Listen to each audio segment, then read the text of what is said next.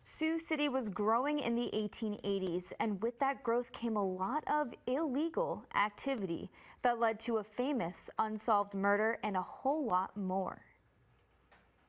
1880s. Sioux City is one of the fastest growing cities in the United States. It's a pretty wild place.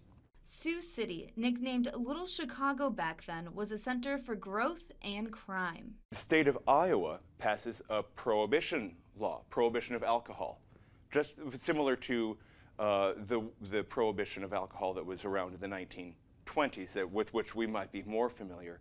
Little Chicago, however, decided to openly defy the new law to continue to gain income from alcohol sales. That is until the Reverend George C. Haddock came to Sioux City in 1885. He's not a very well-liked guy. Haddock came with a mission to remove all the illegal alcohol from Sioux City. They don't want Haddock here. They don't want their beer to go away. Franz Brewing Company and Rudolf Seltzer were the two breweries in Sioux City at the time.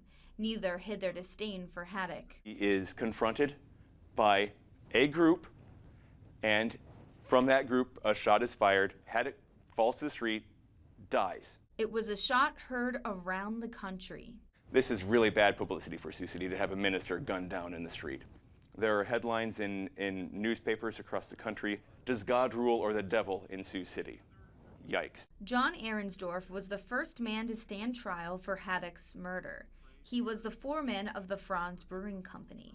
After one of the Dorf trials, there was a great photo of Dorf hanging out with his jury. Maybe the jury was tainted by Dorf somehow.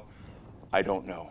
The second person to stand trial was Fred Mccracken Jr., a reputed member of the mob. Mccracken was convicted, but spent only 3 months in prison before having his sentence suspended. After that, Sioux City was as dry as the rest of Iowa. The state really started pushing harder against saloon owners. Saloons shut down, the breweries shut down, but not for long. Both of the breweries jumped the river to Covington, what is today known as South Sioux City. What they ended up setting up in Covington were kind of ramshackle sheds. I mean, really, anything they could do. If you look closely around Sioux City, you'll find some of these historic spots. The Hard Rock Hotel and Casino sits on the land where Haddock was murdered 133 years ago. He would not have approved of that. Just across the street from the Hard Rock sits a memorial to Haddock, ironically on the land where the Franz Brewing Company once stood.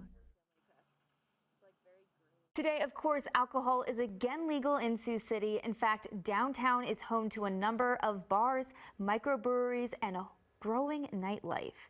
But it's far from the streets of the Old West. Jessica Watson, KCAU 9 News.